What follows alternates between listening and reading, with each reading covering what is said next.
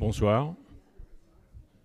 Dans la mesure où la salle est déjà pleine, même s'il est que 19h02, on va déjà commencer sans laisser les 10 minutes habituelles de retard.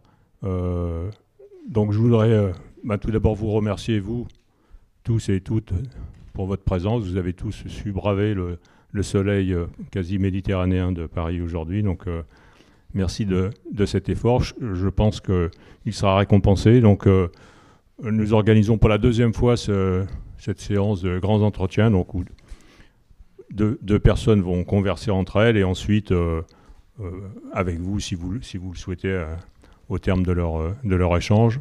Donc ce soir, alors dans l'ordre alphabétique, Olivier Compagnon, qui est un habitué de cette maison, puisque Olivier, depuis 2 ans maintenant, est un des 4 co-organisateurs d'une tribune sur l'actualité latino-américaine et caribéenne que nous organisons ici. Donc j'en profite pour un petit message de publicité, parce que c'est vraiment le hasard, mais la prochaine séance a lieu le 22 mai, le premier jour des semaines de l'Amérique latine et des Caraïbes, et portera sur le thème de la mémoire des sociétés latino-américaines face à leur passé récent. Donc on aurait voulu le faire, on n'y serait pas parvenu. Donc si vous êtes libre le 22 mai, c'est avec plaisir. Donc Olivier Compagnon, professeur d'histoire contemporaine à l'université Sorbonne Nouvelle, l'Institut des hautes études d'Amérique latine, dont il a été d'ailleurs dans le passé le directeur, auteur de très nombreux ouvrages sur l'Amérique latine, et notamment c'est ce qui nous a retenu ce soir, l'auteur d'une biographie de Salvador Allende qui va sortir à la fin de l'année, vraisemblablement peut-être au moment des élections présidentielles chiliennes. Et avec lui, Bruno Patino, que nous remercions beaucoup pour sa présence ce soir, donc président d'Arte France, journaliste, ancien correspondant du Monde au Chili. C'est à ce titre-là, principalement, qu'il est avec nous ce soir, parce qu'il est aussi connu ou plus connu par sa production importante sur l'information à l'ère du numérique, avec la civilisation du poisson rouge, Tempête dans le bocal, et l'ouvrage le plus récent, Submersion.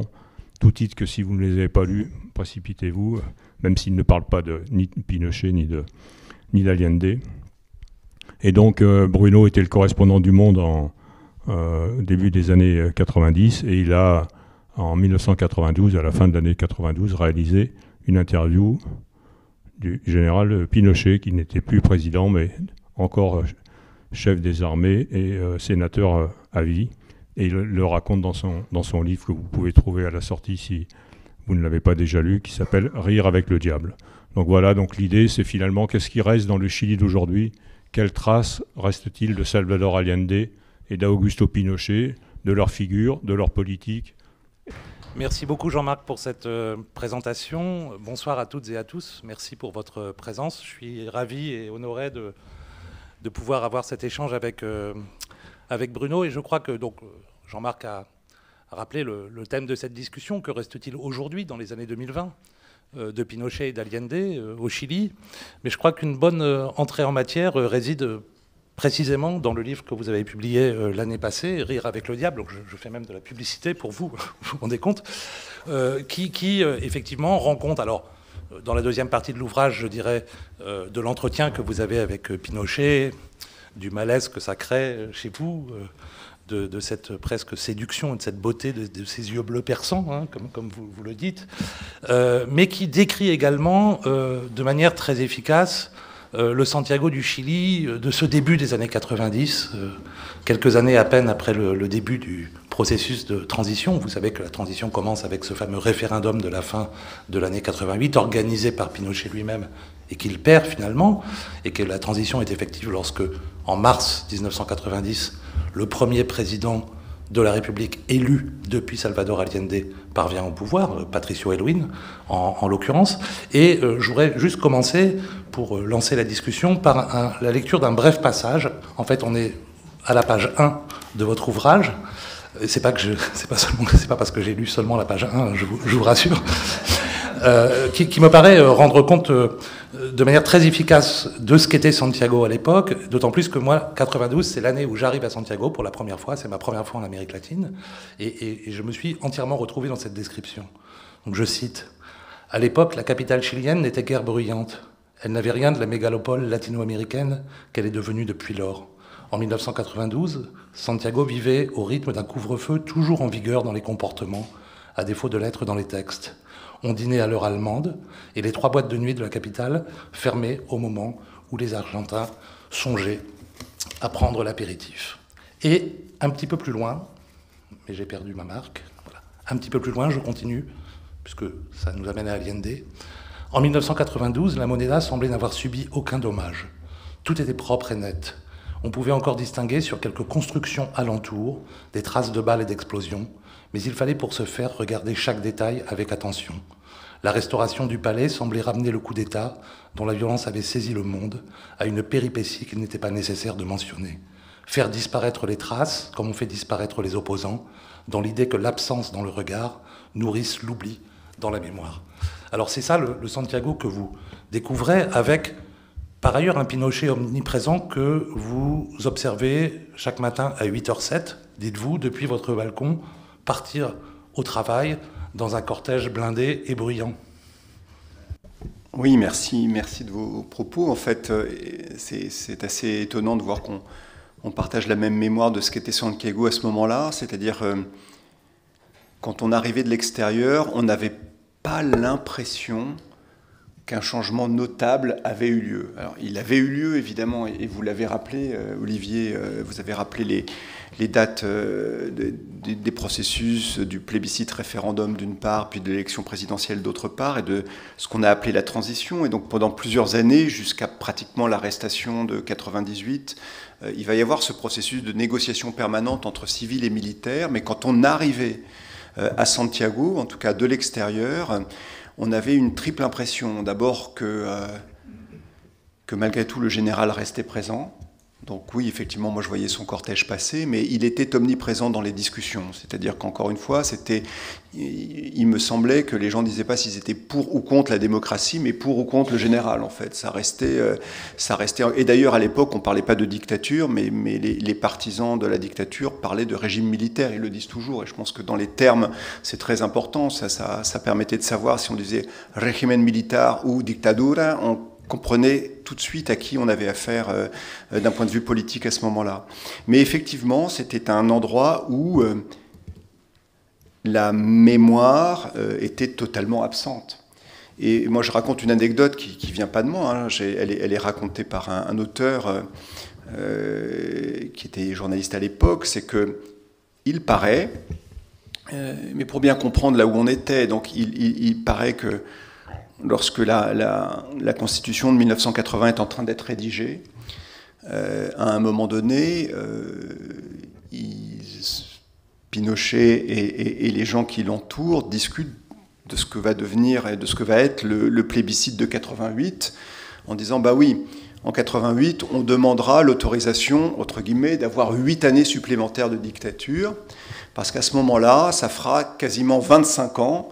Et Pinochet dit 25 ans, c'est une génération, et les gens qui arriveront à l'âge adulte n'auront connu que moi. Donc d'une certaine façon, tout le passé sera totalement effacé dans la tête de ceux qui, à ce moment-là, seront et constitueront les forces vives du Chili. Et donc il y a cette idée, encore une fois, que, vous le savez, à l'époque, il y a très peu de librairies ouvertes, ce qu'on y trouve, c'est rare. Les cinémas diffusent des films américains. Je crois qu'il y a un film chilien qui doit sortir dans les 2 ou 3 années aux alentours, qui s'appelait La Frontera d'ailleurs, qui était assez intéressant. Et le général est omniprésent, et la mémoire n'est évoquée nulle part. On parle évidemment des questions de droits de l'homme, évidemment, mais on est dans un moment, enfin en tout cas, mais peut-être qu'on va y revenir après. Et je pense que c'est pour ça aussi que j'ai écrit ce livre un moment, c'est que l'homme que je vais rencontrer en 92, en théorie, d'un point de vue journalistique, je dois rencontrer quelqu'un qui a perdu. C'est-à-dire, je dois rencontrer quelqu'un qui a perdu le plébiscite de 88. La présidence est tenue par Patricio Aylwin. C'est la concertation qui est au pouvoir, donc c'est les forces démocratiques centre-droit, centre-gauche. Et les militaires négocient avec les civils l'aménagement de la Constitution de 1980. Donc en théorie, je dois voir quelqu'un qui a perdu. Et pourtant, l'atmosphère de l'époque, c'est que je rencontre quelqu'un qui est persuadé qu'il a gagné. Et c'est cette espèce de dichotomie, je pense, qu'on a ressenti tous les deux, en tout cas moi à Santiago, c'est-à-dire cette impression que le perdant est absolument persuadé que pour l'histoire, il a gagné. Et moi, il me dira à un moment donné, de toute façon, au Chili, il y aura eu Portales et moi. Et finalement, les deux fondateurs du régime chilien. Et donc, ce qui est intéressant à ce moment-là, c'est que évidemment, il y a les forces démocratiques qui sont là, les gens qui se battent pour la mémoire, mais comme je le raconte dans le livre, les lieux de torture sont encore, entre guillemets, accessibles parce que désertés. C'est des maisons quelquefois occupées, laissées à l'abandon. Ce n'est pas devenu les lieux de mémoire qu'ils sont devenus depuis. Il n'y a évidemment pas de musée de la mémoire. Le seul endroit où on voit une trace mémorielle des exactions contre les opposants, c'est une vague stèle dans le cimetière de Santiago qui est à l'abandon. Il y a d'ailleurs, je vais écrire un article dans Le Monde qui va me valoir beaucoup d'ennuis avec le régime démocratique, puisque ça s'appelle « Le Chili entre l'hypocrisie et l'oubli » pour les 20 ans du coup d'État. Je crois que c'est le titre, c'est le journal qui avait choisi ce titre-là, mais les mots étaient dans l'article et qui part de ça, de cette idée de dire on est dans le cimetière de Santiago et il y a une liste de victimes, mais c'est à l'époque une stèle blanche qui est un peu à l'abandon. Allende a été, entre guillemets, réenterré en 1990 lors d'une cérémonie officielle. Beaucoup d'étrangers, beaucoup de gens qui viennent de l'étranger, très peu de Chiliens. On peut croire que la mémoire n'existe plus. Et pour finir, juste, le seul moment où moi je la vois comme étranger, en dehors des discussions multiples que j'ai, mais de façon collective, c'est en revanche en 1992, lors du rapatriement des cendres de Neruda à Isla Negra. Et là, on sent que le pays existe en fait. C'est-à-dire que tout d'un coup, de façon absolument sidérante, une foule inouïe, depuis Santiago jusqu'à Isla Negra, donc c'est très long, ça doit être 120 km, et la foule tout au long du chemin et tout au long du cortège, pour saluer pas seulement le poète, mais évidemment l'opposant. Possible, puisqu'il est mort, hélas, quelques jours après le coup. Ce que vous décrivez, c'est ce qu'un historien états-unien, Peter Wynne, a appelé la mémoire interdite, et c'est exactement, effectivement, le sentiment que j'avais eu. Alors, Allende, moi je venais pour travailler sur la démocratie chrétienne, ni sur Pinochet, ni sur Allende, mais je dirais que j'avais 23 ans, mais je recherchais quand même Allende pour des raisons de culture politique familiale qui avaient occupé, je dirais, les imaginaires parentaux à la fin des années 70. Et effectivement, il n'y en avait aucune trace. Alors ça, effectivement, vous l'avez dit, on comprend, ce sont les conditions de la négociation de cette transition pactée entre civils et militaires. Ce sont les conséquences également de la loi d'amnistie qui avait, de 78, effectivement, qui avait... Et puis c'est la conséquence aussi d'une démocratie restaurée qui fait le choix, disons qui est contrainte par les conditions de la transition, de ne pas juger les responsables des exactions et des violations des droits de l'homme. Je pense que l'une des personnes qui écrit ça le mieux, c'est le grand auteur chilien Luis Sepúlveda, que vous connaissez probablement, qui publie, alors j'ai ressorti ça ce matin un peu dans l'urgence, qui publie en 1994 Un nombre de torero, et qui écrit, je cite très rapidement, donc son narrateur est un ancien guérillero, donc des années 60 et de l'unité populaire, qui est parti en exil après le coup d'État, qui rentre à Santiago et qui est accueilli à l'aéroport par un agent d'Interpol et qui lui dit la chose suivante. Je vous donne un conseil gratis. Ce pays n'est pas celui que vous avez quitté. Les choses ont changé et en mieux, alors n'essayez pas de causer des problèmes. Nous sommes en démocratie et tout le monde est content. Et un peu plus loin, Sepúlveda conclut cette phrase que je cite souvent à mes étudiants, dans la bouche de son narrateur, quand la démocratie a ouvert ses cuisses au Chili, elle a d'abord annoncé le prix et que la monnaie dans laquelle elle se faisait payer s'appelait l'oubli. Et c'est véritablement ça, le Chili du début des années 1990.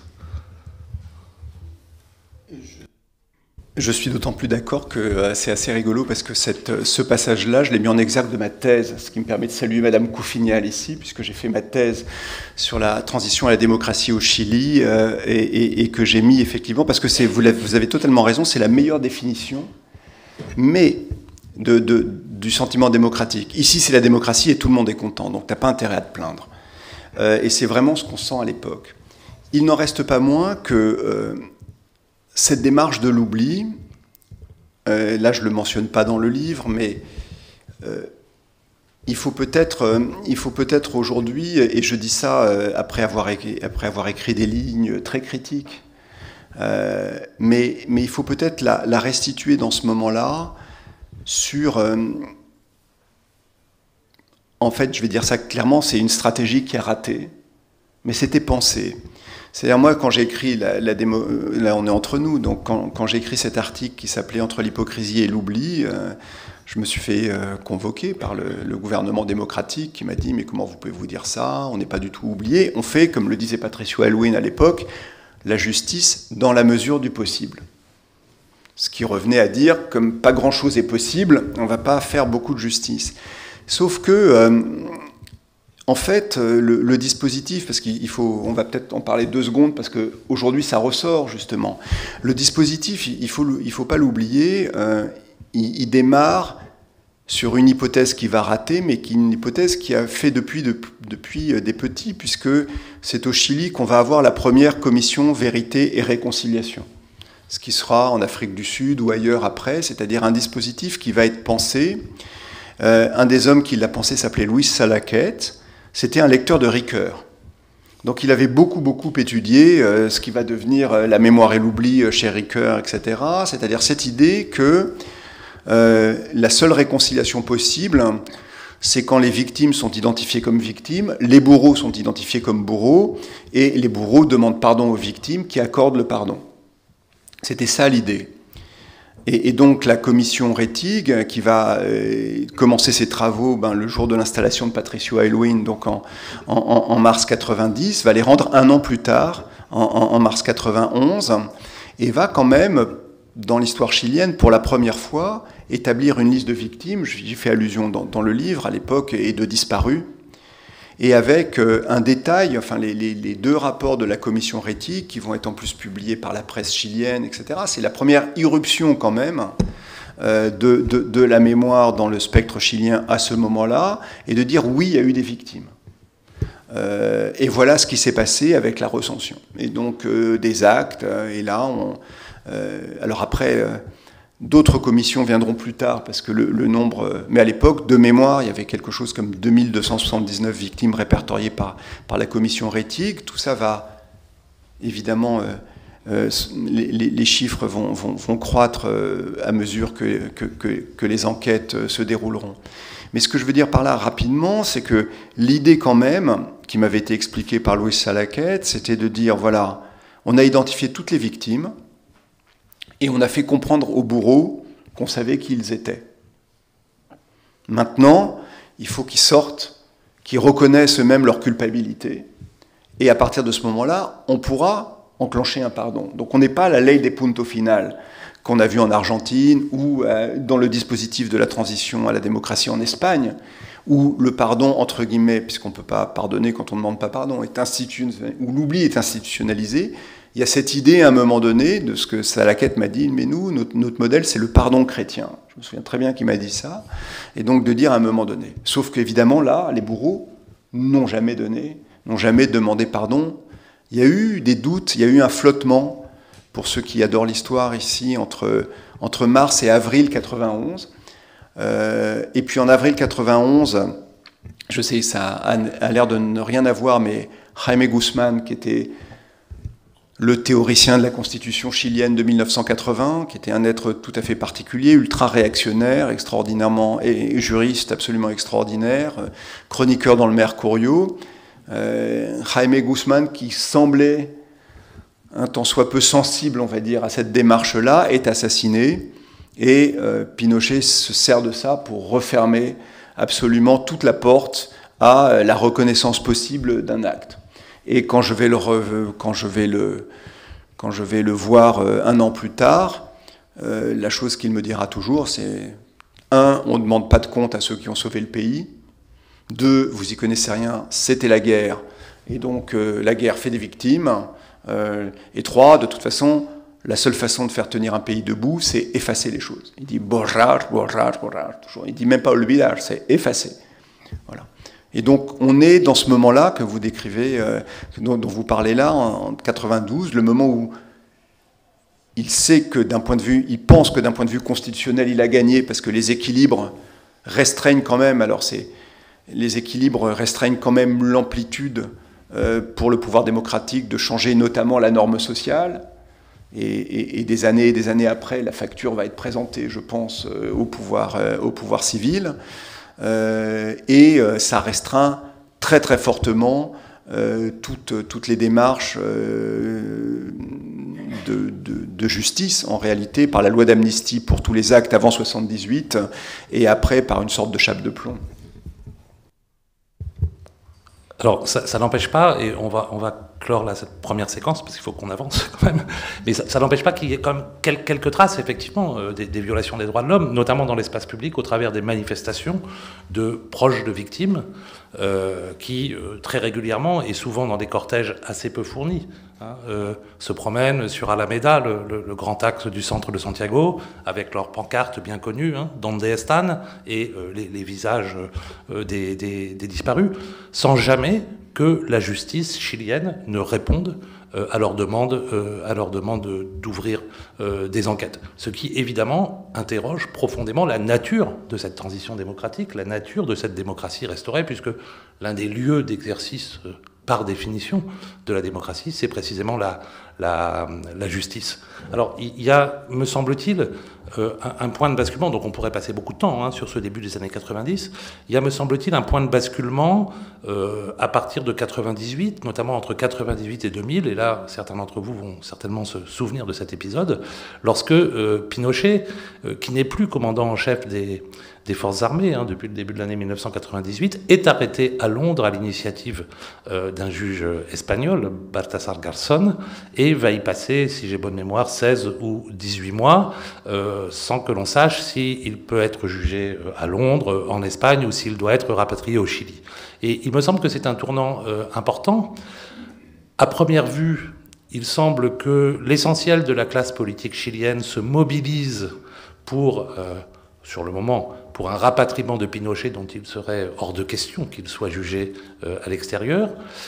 Et dans le même temps, un certain nombre de sondages de l'époque attestent que 70% des Chiliens souhaitent quand même que Pinochet soit jugé. Parce qu'il y a quand même quelques modèles puissants. Il ne faut pas oublier que les responsables intellectuels de la dictature argentine ont été jugés dès 1985, 2 ans après, en avril 85, les grands procès qui commencent, 2 ans après la transition. Et donc, il me semble qu'il y a là un point de basculement qui va quand même, je dirais, peut-être atténuer le sentiment de victoire de Pinochet. J'en prends 2 exemples. Premièrement, Pinochet cesse d'être cet être intouchable, puisque, alors, vous le savez, il mourra tranquillement dans son lit en décembre 2006, mais il est poursuivi pour un certain nombre de malversations financières, ce qui est quand même, ce qui était complètement inconcevable une dizaine d'années auparavant. Et puis d'autre part, c'est quand même à la suite de cet épisode londonien que la Constitution de 1980, alors on y reviendra sur cette Constitution, puisqu'elle a été aussi au cœur d'une actualité beaucoup plus récente, mais que la Constitution de 1980 est réformée sur 2 points qui touchent indirectement à la personnalité de Pinochet, puisque premièrement, les sénateurs à vie qui étaient prévus dans le texte constitutionnel initial sont supprimés, et c'est bien ce poste qu'avait occupé Pinochet en quittant la présidence de la République en 1990. Et puis d'autre part, un des lieux très sensibles, évidemment, la nomination des commandants en chef des forces armées est réattribuée, c'est une des réformes importantes en 2004, est réattribuée au président de la République, ce qui redonne, je dirais, symboliquement la main aux politiques sur le militaire. Donc là, il me semble que dans cette construction mémorielle entre unité populaire et dictature, entre Allende et Pinochet, il me semble qu'il y a un point de glissement. Oui, je pense que vous avez entièrement raison. C'est-à-dire qu'en fait, si on regarde d'un point de vue judiciaire, cette arrestation de Pinochet n'est qu'une péripétie puisqu'il rentre. mais si on regarde du point de vue historique, c'est le moment où il perd. En réalité, c'est la fin du... Enfin, la fin. En tout cas, c'est la fin du pinochétisme incarné par Pinochet. Ça, c'est vraiment, il n'y a aucun doute. C'est-à-dire, ce moment-là est pour lui sa défaite historique. Il faut bien avoir conscience que en 92, quand je démarre l'interview en lui disant « Est-ce qu'un jour vous aurez une statue ici face à la Moneda ?», il n'a aucun doute que ce sera le cas. Quand je lui pose la question « Est-ce que vous aurez des funérailles nationales ?», il n'a aucun doute que ce sera le cas. Aucun doute. Et il est très difficile de douter de ça, parce que, rappelez-vous, Olivier, en 1992, la démocratie est revenue, alors certains diront depuis 4 ans, le plébiscite de 88, d'autres diront depuis 90, c'est-à-dire le moment où Patricio Aylwin commence son pouvoir, mais vous avez toujours une avenue du 11 septembre à Santiago. Elle s'appelle Nueva Providencia aujourd'hui, mais à l'époque, elle s'appelle, c'est l'avenue du 11 septembre. Voilà. Et dans le quartier d'où habitait Pinochet, vous avez toujours une rue du Maréchal Pétain, enfin, vous avez tout ça. Tout ça existe, véritablement. Et là où je vous rejoins sur la justice, c'est-à-dire que malgré cette justice dans la mesure du possible, et c'est vrai que les cortèges étaient très très peu fournis à l'époque, il y avait un point de détail qui n'en était pas un, c'est-à-dire qu'il y avait une discussion très forte sur l'application de la loi d'amnistie. En clair, est-ce qu'elle doit avoir lieu avant enquête ou après enquête? Et donc c'était un débat important, parce qu'en réalité, évidemment, les partisans de l'impunité disaient, à partir du moment où on sait que ça a eu lieu avant 78, on n'a même pas à enquêter, c'est amnistié. Les partisans de défense des droits humains disaient « Ok, la loi d'amnistie, on doit l'appliquer, mais pour l'appliquer, il faut savoir, évidemment, ce qui s'est passé. Donc il faut que les cours aient un pouvoir d'enquête. » Donc vous avez toute cette discussion autour du fait de savoir si on enquête ou on n'enquête pas avant d'appliquer l'amnistie. Et évidemment, il va y avoir très très peu d'enquêtes, quasiment. Et de la même façon qu'il y avait le débat juridique, quand on disparaît, on ne peut pas préjuger de la date de la mort possible. Donc la disparition est un acte juridique qui continue. Donc la loi d'amnistie qui amnistie pour tous les gens avant 78, si quelqu'un en 1990 est encore disparu, elle n'a pas à s'appliquer. Donc vous aviez tous ces débats-là, et effectivement la justice n'avait pas montré, à quelques exceptions très notables, un grand empressement à pousser dans les retranchements tout ça. Le moment où Pinochet est arrêté à Londres, c'est le moment où il perd un soutien qu'il n'avait pas entièrement perdu, c'est-à-dire la droite. En clair, vous aviez, avant son arrestation, vous aviez une droite, alors après, on va parler d'aujourd'hui, mais à cette époque-là, vous aviez une droite encore assez pinochetiste qui était l'UDI, et vous aviez une droite Rénovation nationale à cette époque-là qui avait montré lors du plébiscite qu'elle faisait passer, on va dire, ses idées avant la personne du général et avant le régime militaire, bref, qui était pour une démilitarisation d'un ordre ultra-conservateur. Je pense qu'on peut dire ça comme ça en termes de sciences politiques. Après 98, encore une fois, le général, c'est fini. C'est-à-dire que même les militaires veulent qu'on le laisse tranquille, mais il a cessé d'être cette référence. Mais ça ne fait pas revenir Allende pour autant en 98. Ça ne fait pas revenir Allende, donc je suis tout à fait d'accord sur la question de la droite, ce que vous venez de dire sur la droite, et notamment c'est incarné par les défaites de Joaquín Lavín, qui à l'époque est quelqu'un de très important dans la vie politique chilienne. Il a été maire de Santiago, il est très connu, mais il est battu successivement par Ricardo Lagos en 2000, donc le premier socialiste à revenir, même si c'est un socialiste un peu dissident, on va dire. Je vois Jean Mandelson qui fait la moue. Enfin bon, quand même, le premier socialiste qui revient au pouvoir depuis Allende en 1970. Et puis il est battu également, dès le premier tour, aux élections de 2006, qui vont porter, et ça encore, symboliquement c'est très fort, Michelle Bachelet au pouvoir. Et Michelle Bachelet, qui est-elle quand même, outre le fait qu'elle est socialiste, c'est la fille d'un général qui n'a jamais rompu sa fidélité vis-à-vis d'Allende et qui est mort peu après le coup d'État sous la torture. Donc là, il se joue des choses quand même. Je crois qu'il se joue, vous évoquiez tout à l'heure votre article de 93 qui était lié à la commémoration des 20 ans du 11 septembre 73. En 2003, les historiens qui travaillent aujourd'hui précisément sur l'analyse comparée des commémorations, en 2003, on a la première commémoration qui fait ressurgir, je dirais, des mémoires positives de l'unité populaire. qui rappelle, alors on voit, par exemple, c'est une époque, moi je ne suis pas du tout spécialiste de ces questions, et là je cite des travaux de collègues, c'est une époque où on voit refleurir sur les murs de Santiago des images d'Allende, des portraits d'Allende, des slogans de l'unité populaire, qui évidemment ne sont pas du tout partagés par toute la société chilienne, hein, on est bien dans un conflit mémoriel, mais où effectivement l'image d'Allende en particulier et le souvenir de ce qu'a été l'utopie de l'unité populaire ressurgit. Ce moment 2003, il est assez important. Et en fait, il inaugure également l'épisode londonien, le moment commémoratif de 2003, lance, je dirais, une nouvelle politique publique mémorielle, donc qui est portée successivement par Lagos et par Michel Bachelet, moins à Santiago. Alors, le point culminant de cette politique mémorielle, ce sera l'inauguration en 2010, si j'ai bonne mémoire, du Museo de Memoria de los Derechos Humanos, qui est un lieu exceptionnel de mémoire, même si on peut aussi discuter des choix qui y sont faits.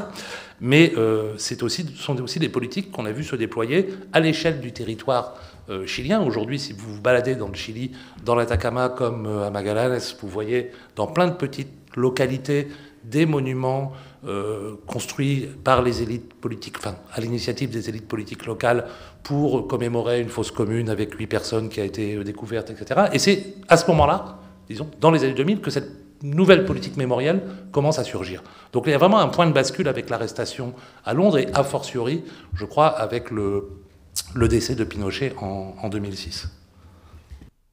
Oui, d'ailleurs, cette date-là, c'est la date aussi, je le mentionne dans le livre, parce que moi, ça m'a beaucoup touché, où on rouvre la porte Morandé 80 à la Moneda. Donc, c'est la porte par laquelle sont sorties les dernières personnes vivantes de la Moneda, et Allende, décédé aussi, son cadavre a été sorti par cette porte-là. Et donc, c'est une porte qui est sur la gauche, mais enfin, je ne sais plus si c'est est ou ouest, bref, peu importe, sur la calle Morandé, sur le côté, Oriente, voilà, et merci. Et en réalité, cette porte-là, moi, je raconte dans le livre, quand j'arrive en 92, je la cherche, j'ai vu des photos, etc., et à l'époque, c'est une fenêtre à barreaux. Et donc vraiment, moi j'aime bien les symboles, évidemment, comme tout journaliste à l'époque, ce qui marque, c'est les symboles. Et donc le fait que cette porte-là n'existe plus, c'est vraiment ça dit tout de la politique de la dictature vis-à-vis de la mémoire. Et en 2003, on l'ouvre à nouveau. Et maintenant, elle est là, il y a une plaque, et quand on la franchit, alors il faut un peu d'aide, c'est très... Voilà, il y a le bureau d'Allende reconstitué au-dessus. Il n'était pas là au départ, il donnait évidemment sur la place, mais ils ont reconstitué le bureau, il y a le buvard, il y a tout, quoi. Il y a même dans une vitrine ces chaussures brûlées lors du bombardement. Donc vraiment, au cœur même de la Moneda aujourd'hui, vous avez ce lieu de mémoire. Alors même qu'en 92, moi j'allais à la Moneda pour le boulot, évidemment, et alors vraiment, jamais, il n'y avait aucune trace. C'est-à-dire que même aujourd'hui, on revoit des ferronneries brûlées. On sait bien que ces ferronneries ont été remises justement en 2003, parce que quand vous arriviez en 92-93, c'était vraiment immaculé. Et il y a aussi au pied de la Moneda, donc à l'arrière de l'entrée officielle, la statue d'Allende avec un extrait de son dernier discours, évidemment. Alors à ce stade de la conversation, on pourrait s'arrêter et conclure en disant des années 90 où la mémoire était interdite et puis finalement des années 2000 qui font le job en termes de mémoire et finalement qui contribuent à un oubli définitif de Pinochet, sauf que c'est pas exactement comme cela que ça se passe, comme vous le savez. Et là, on en vient à la période qui nous intéresse le plus directement, le Chili très contemporain, où précisément les choses sont redevenues infiniment plus complexes. Alors, en premier lieu, vous savez que à l'automne, à notre automne, à leur printemps 2019, survient un épisode de soulèvement, d'explosion sociale absolument massif. 1 million de personnes parfois dans les rues, une bonne partie de la nuit, ce n'est pas rien dans un pays comme le Chili, qui revendique la restauration d'un État social, qui met une pression énorme sur le gouvernement libéral de Piñera et qui parvient, malgré une répression et des formes de répression qu'un certain nombre de spécialistes ont analysées comme des réminiscences ou des résurgences de la répression de la dictature, mais qui parvient à faire céder Piñera, qui accorde l'idée d'une constituante pour rompre avec ce qui apparaît comme l'un des héritages les plus importants de la dictature, puisque malgré les réformes que j'ai évoquées tout à l'heure, c'est bien la Constitution qui a été approuvée par référendum en 1980, pardon, par référendum entre guillemets, c'est-à-dire que Pinochet appelait ça voilà, par plébiscite. Voilà. Donc, par plébiscite en 1980, et dans un contexte où il n'y avait pas de liberté d'opinion, de liberté d'expression, de liberté de la presse, etc., et qui est rentré en vigueur en 1981, évidemment, à la fin des années 2010, au début des années 2020, c'est le principal héritage, en fait, du pinochétisme. Et ce n'est pas seulement un héritage purement constitutionnel, c'est aussi un héritage socio-économique, puisque dans cette constitution figure toute une série de dispositions qui, alors pour le dire très rapidement, contraignent les dirigeants politiques qui souhaitent, à un moment donné, réinvestir l'État, comme la puissance de l'État comme acteur économique et social. Donc on a ce soulèvement social, le recul de Piñera, l'élection d'une constituante, et puis dans la foulée quand même, l'élection de Gabriel Boric, qui, certains d'entre vous s'en souviennent, le jour de son élection, dans un discours improvisé, le jour de sa victoire, reprend des passages du dernier discours qu'Allende avait prononcé au petit matin du 11 septembre 1973 sur les grandes avenues qui vont s'ouvrir, voilà, les grandes alamedas qui vont s'ouvrir. Et donc là, effectivement, beaucoup, d'ailleurs moi j'ai écrit à ce moment-là un texte que je regrette d'avoir publié, puisque beaucoup voient au fond la véritable fin d'une séquence. Au fond, ce serait la fin du pinochétisme, la Constitution de 1980 va sauter, le modèle néolibéral qui avait été mis en place par les Chicago Boys de Pinochet dans les années 70 et jamais remis en cause par les élites de la transition démocratique, y compris dans les années 2000, lorsqu'il y avait Lagos et Bachelet, allait finalement être remis en cause et laisser la place précisément à des politiques de redistribution susceptibles de lutter contre les inégalités dans ce pays très inégalitaire, un pays qui n'est pas du tout parmi les plus pauvres de l'Amérique latine, mais par contre qui est parmi les plus inégalitaires d'Amérique latine. Donc là, on a l'impression qu'il y a une séquence qui se clôt, c'est la fin du pinochétisme, et or, ça ne se passe pas du tout comme ça. Non, alors après, c'est une question, on peut voir les choses.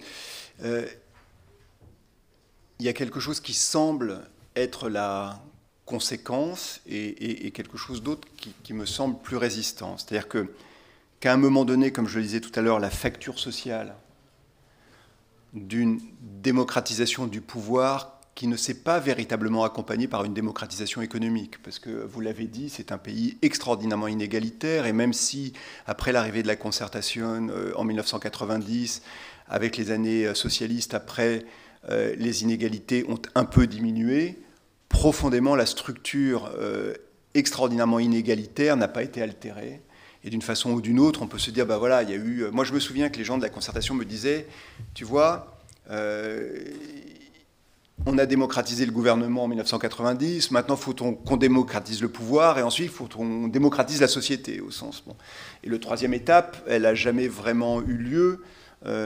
Sans doute les partisans de Ricardo Lagos ou autres seraient furieux de m'entendre dire ça, mais quand même, quand on regarde les indicateurs du développement humain, puisque le PNUD a une grande importance au Chili sur ça, on voit que ça n'a pas progressé de façon extraordinairement importante pendant toute cette période. Et donc on peut se dire, ben oui, en 2019, les stalidos sociales, finalement, pour reprendre les théories pinochétistes, c'est des gens qui n'ont pas du tout la mémoire de la dictature qui arrive et qui se disent cet état social inégalitaire est profondément impossible. Et ça se joue, comme toujours, sur les questions de transport qui avaient déjà fait trembler Ricardo Lagos des années avant, de réforme des transports. Ça se joue sur l'éducation et ça se joue sur la santé. Effectivement, quand sur ces trois, dans ces trois, comment dire, des trois domaines, l'inégalité est criante et que votre situation se détériore, dans ces cas-là, il y a un mouvement. Mais d'un autre côté, je pense que la résilience du pinochétisme, puisque c'est de ça dont vous êtes en train de parler, dont on est en train de parler, la résistance du pinochétisme, elle se fait au-delà de Pinochet pour une raison qui, moi, je crois, et vous l'avez mentionné, Olivier, est quand même quelque chose de tout à fait particulier dans cette dictature. Et après, on peut le détailler. C'est-à-dire que on va dire, je ne veux pas être mal compris, mais le flair politique qu'a eu Pinochet, c'est de ne pas militariser l'économie. C'est-à-dire que dans beaucoup de dictatures, entre guillemets, en général, ça se traduit par des militaires à la tête de toutes les grandes structures économiques du pays, et en fait un État qui est complètement capturé par les militaires.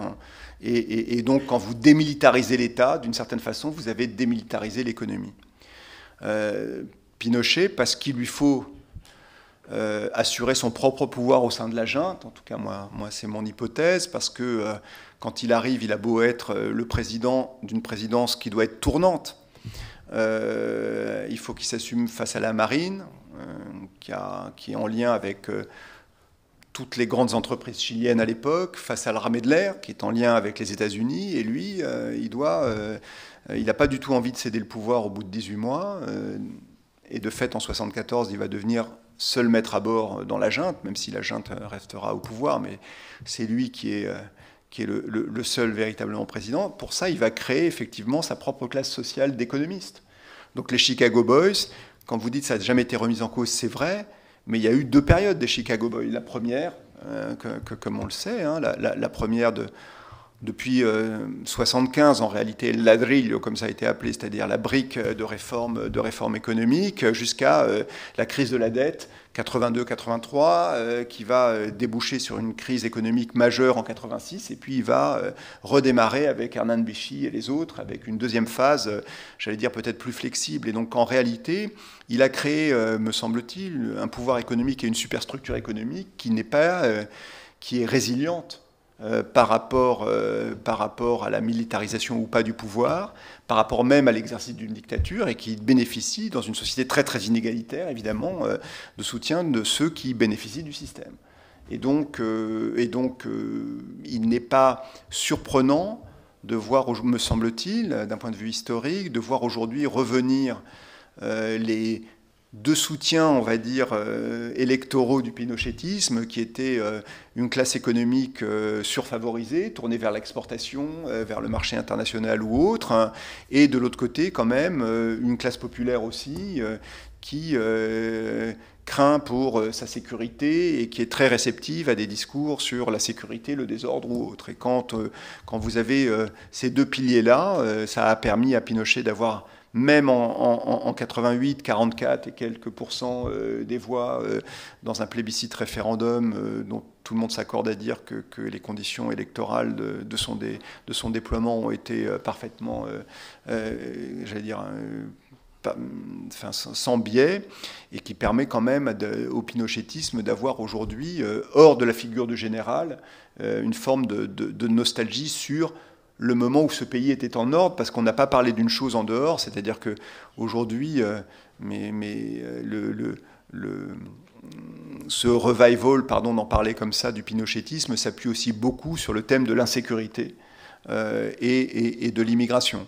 Alors une immigration vénézuélienne pour une part, haïtienne pour d'autre part, péruvienne enfin, mais qui générerait une très forte insécurité qui nécessiterait qu'en fin de compte, l'ordre règne. N'oublions jamais que les carabiniers, c'est une des branches armées. Il y a 4 branches dans l'armée, donc la police, c'est pas vraiment civil. Les carabiniers sont une branche de l'armée.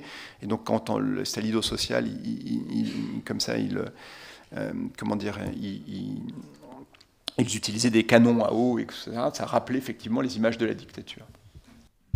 Oui, juste dans le sillage de ce que vous venez de dire, moi j'étais à Valparaiso, enfin au Chili, mais précisément à Valparaiso en décembre dernier, et j'étais absolument frappé comment la question migratoire occupait tous les discours, et dans des conversations avec divers Chiliens que je rencontrais pour la première fois, comment c'était devenu l'élément sur lequel le vote allait se construire pour les prochaines élections. Je complète juste pour vous dire, je vous laisse la parole, pardon, mais on voit bien que le drame de Gabriel Boric aujourd'hui, c'est qu'il est poussé à faire appel à l'armée pour rétablir l'ordre, et comme président de gauche, il sait très bien ce que ça veut dire quand un président de gauche fait appel à l'armée à un moment donné pour l'aider à gouverner. Il faut rappeler que Allende l'avait fait en août 73, et voilà.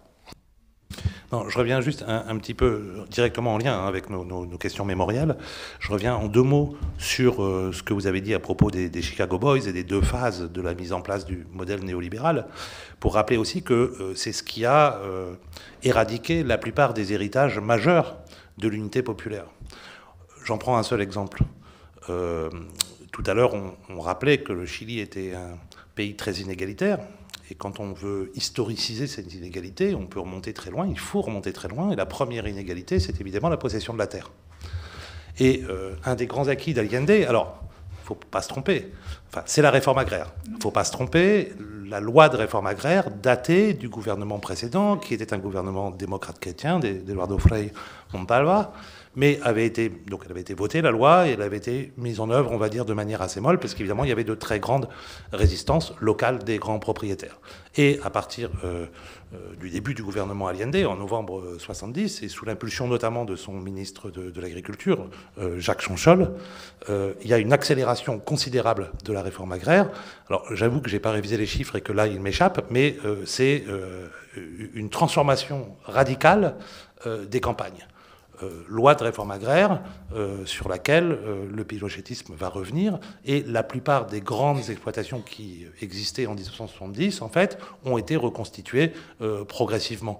Très récemment, là, je travaillais sur un livre de photographes états-uniens, un couple de photographes qui étaient venus photographier l'unité populaire en 72-73 et qui rephotographient les mêmes endroits, dont des campagnes du Sud, par exemple, en 92-93, avec les mêmes personnes à 20 ans d'écart.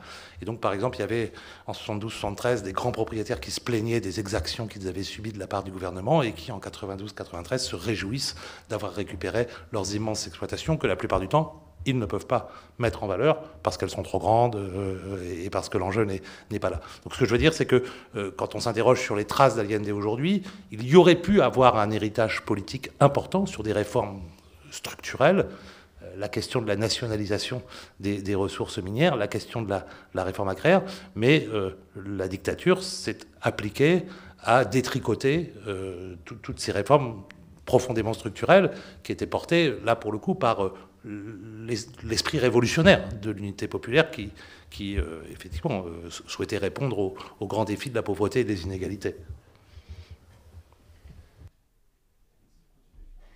Donc je continue. Bon, non, alors, pour revenir justement, donc revival du pinochétisme, pour reprendre votre expression, qui à mon avis se traduit en particulier autour de 2 moments. Le premier, c'est l'élection présidentielle de 2021, on l'a évoqué tout à l'heure. Certes, le jeune Gabriel Boric, issu des manifestations étudiantes de 2011, déjà contre le modèle néolibéral d'éducation secondaire et surtout universitaire, l'emporte au second tour, mais contre qui, effectivement? Contre José Antonio Cast, candidat d'extrême droite, qui ne cache pas son admiration pour les années de la dictature et l'idée qu'il y a un héritage du pinochétisme qu'il faut faire vivre.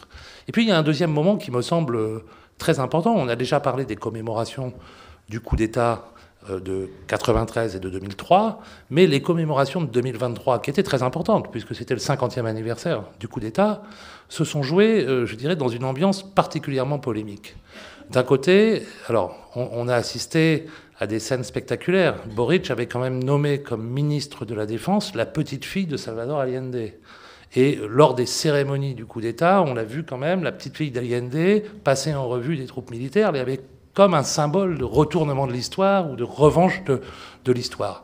On a vu dans la nuit du 10 au 11 ou 11 ou 12, je ne sais plus, septembre 2023, une superbe veillée de femmes devant la Moneda, qui était autant de scènes très bouleversantes qui, disons, voilà, nous ramenaient à ce moment d'extrême violence politique qu'a été le 11 septembre 1973. Mais dans le même temps, le débat public a été travaillé, alors ça c'était vrai à la radio, à la télévision, dans la presse, sur les réseaux sociaux, principalement, par, je dirais, toute une série de contre-récits, de resémantisation de ce qu'a été le coup d'État, sur un mode, le coup d'État, c'est pas les militaires, c'est pas la faute des militaires, c'est pas la faute des élites économiques qui refusaient la nationalisation du cuivre ou la réforme agraire, c'est la faute de la gauche. Et notamment, il y a un livre qui a joué un rôle très important dans ces commémorations, qui est alors en plus un livre intéressant, parce que des petits pamphlets d'extrême droite écrivant sur ce qu'a été le 11 septembre 73, il y en a eu un paquet depuis 50 ans. Enfin, des livres assez anonymes. Le livre que j'évoque là, celui de Daniel Mansoui, il est important parce que le fameux Daniel Mansoui, il a une vraie surface médiatique au Chili. D'abord, il a la légitimité universitaire, il a fait une thèse de sciences politiques à l'université de Rennes, et puis d'autre part, il a une existence médiatique avec des colonnes dans les journaux, avec une émission de télévision, et il écrit un livre qui s'appelle Salvador Allende, La izquierda chilena y la unidad popular, où très concrètement, il explique que, à l'encontre quand même d'un véritable consensus historiographique, tous les historiens du monde, chiliens, européens, nord-américains, sont assez d'accord dans l'analyse qu'on peut produire sur les causes du coup d'État. Depuis le rôle indirect des États-Unis qui voulaient faire tomber Allende dès le 5 septembre 1970, jusqu'au, évidemment, au rôle de l'armée, jusqu'au soutien d'une bonne partie des classes moyennes au coup d'État. Bon, en gros, on est d'accord, il n'y a pas de polémique chez les professionnels de l'histoire. Mais on a vu émerger en 2023 un contre-récit, une resémantisation, disons, des événements passés, qui, précisément, tendent non pas à achever, disons, la mémoire du pinochétisme, mais au contraire, à la réhabiliter de nouveau. Et évidemment, hein, ça ne vous échappe pas, tout ça s'inscrit, alors c'est une dynamique chilienne, mais tout ça s'inscrit également dans une logique beaucoup plus globale, puisque ces contre-récits, ces réécritures de l'histoire, on les voit dans plein de pays, on les a vus beaucoup dans le Brésil de Bolsonaro, on les voit très fortement au début du second mandat de Donald Trump, notamment dans l'offensive qu'il mène contre les universitaires. Hein. Et ça, justement, à mon avis, c'est l'un des points les plus saillants de la période très, très contemporaine. Oui, alors, juste, il n'y a pas eu que, parce que j'ai fait un peu de publicité pour Arte, qui est la chaîne que je dirige, mais on travaille beaucoup, on a l'honneur de travailler beaucoup avec le documentariste Patricio Guzmán, avec qui qu'on accompagne sur ses films, et donc et je me souviens du film qu'il avait fait quand il avait montré La bataille du Chili, donc cette trilogie qu'il a filmée dans les derniers mois de l'unité populaire et le coup d'État. Et je ne sais plus en quelle année il l'a montré à un moment donné à des jeunes étudiants chiliens qui découvraient des images dont ils n'avaient jamais entendu parler. Alors je me souviens, il faut vérifier la date, hein, je me trompe sans doute, je ne sais plus si c'est 2001 ou 2002, mais autour de ces années-là, c'était après l'arrestation de Pinochet, ils voient des collégiens chiliens, ils leur montrent la bataille du Chili, et tout d'un coup, vous avez cette génération-là qui découvre des images dont on leur a jamais parlé, en fait. Jamais. Et donc, quand on te disait bien que la mémoire effacée, comme vous le disiez tout à fait justement tout à l'heure, elle est vraiment effacée. Mais cette mémoire, aujourd'hui, il n'est plus possible de l'effacer. Il y a le musée de la mémoire, vous avez des lieux de mémoire à peu près partout, vous avez même maintenant des fictions télévisuelles qui ont eu lieu lors des 50 ans, des films, etc. Donc de toute façon, en 2025, on ne peut plus rien effacer. Et donc maintenant, à défaut d'effacer, qu'est-ce qu'on fait ? On noie par un contre-récit, comme vous l'avez dit. Alors le contre-récit, il a souvent existé, mais il a effectivement très perversement changé. Moi, quand je raconte dans le petit livre que quand je vois le général, il va me faire cadeau à la fois du plan Z et d'un rapport officiel d'un comité interaméricain. Donc c'était des choses qui avaient été évidemment faites par l'intelligence militaire et qui voulaient démontrer, photo à l'appui, texte à l'appui, que en fait le Chili était à 24 heures ou 48 heures de devenir cubain, que lorsque Castro avait passé plusieurs mois présent à Santiago, il avait effectivement non sellement nourri une guérilla, qu'il y avait des caches d'armes partout, etc. Tout ça, c'est des défauts, évidemment. Mais le récit de départ de l'unité du régime militaire, de la dictature, c'est de dire on a permis au Chili de ne pas devenir un nouveau Cuba. C'était aligné avec Kissinger, tout ça. Donc on est dans ce récit-là de la menace de l'extérieur. Et en fait, c'est très proche de ce qu'on appelle la doctrine de sécurité intérieure à l'époque. Bon. Le récit, effectivement, a changé. Le livre de Mansuy, vous le mentionnez. Comme tout bon récit ou contre-récit, il s'appuie quand même sur des vérités factuelles. C'est-à-dire qu'évidemment, n'importe quel historien sait aussi que l'unité populaire ne fut pas un long fleuve tranquille.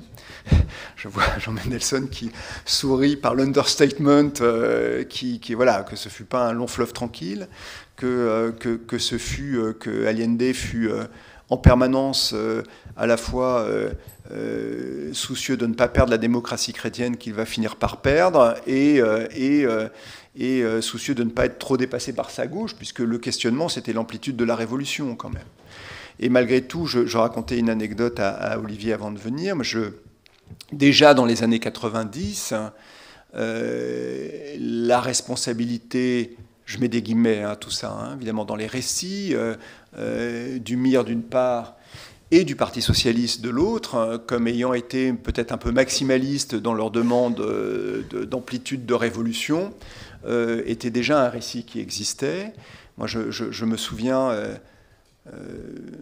ça m'avait et qui était déjà nourri par le régime militaire, parce que moi, je me souviens très bien, une anecdote, je peux vous raconter. Je déjeune avec un jour à l'hôtel qui existait encore, qui est devenu le ministère des Relations extérieures aujourd'hui, qui s'appelait l'hôtel Carrera à l'époque, qui était tout à côté de la Moneda, et je déjeune avec mon contact militaire, que comme journaliste, je voyais régulièrement, quelqu'un qui était ce qu'on appelait le comité assessor de Pinochet, donc de son cabinet, qui était son juriste en plus. Et un jour, par les hasards de la vie, on déjeune, mais à la table d'à côté, et il y avait Carlos Altamirano, qui était revenu au pays quelques mois avant et qui déjeunait avec quelqu'un, je ne sais plus qui. Carlos Altamirano avait été le patron du Parti socialiste à la veille du coup, et était devenu, dans l'historiographie militaire, en tout cas dans leur façon de dire, la bête noire, celui qui, entre guillemets, devait justifier ce coup d'État.